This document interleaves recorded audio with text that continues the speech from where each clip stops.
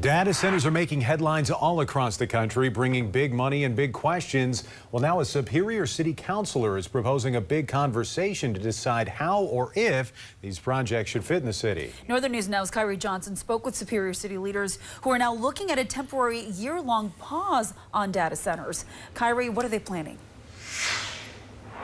Laura and Dan, data centers have become a hot-button issue in communities nationwide, sparking debate over potential jobs and tax revenue, but also concerns about health, environmental impacts, and strain on infrastructure. And now a Superior Council member is pushing for a moratorium.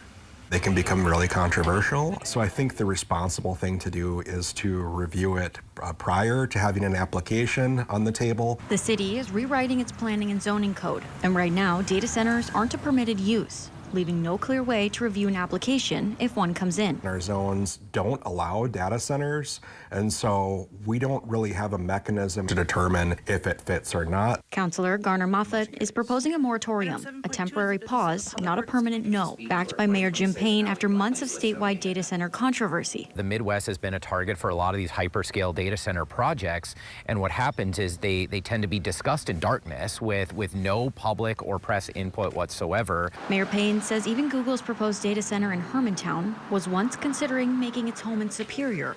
They intended to build the data center in Superior before they approached Hermantown. That's my understanding. Representatives of Minnesota Power called city officials and asked us to come to a meeting about a potential data center in Superior, Wisconsin.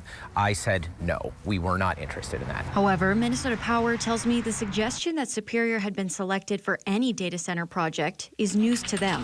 But Councilor Moffat says his proposal is simply a precaution, not because of any proposals currently on the table.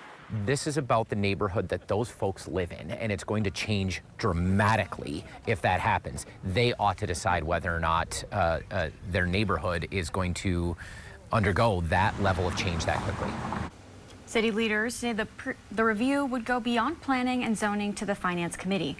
If the council approves the moratorium, they say the public will have multiple chances to weigh in over the next 6 months to a year before any decisions are made. Live in studio, Kyrie Johnson, Northern News Now.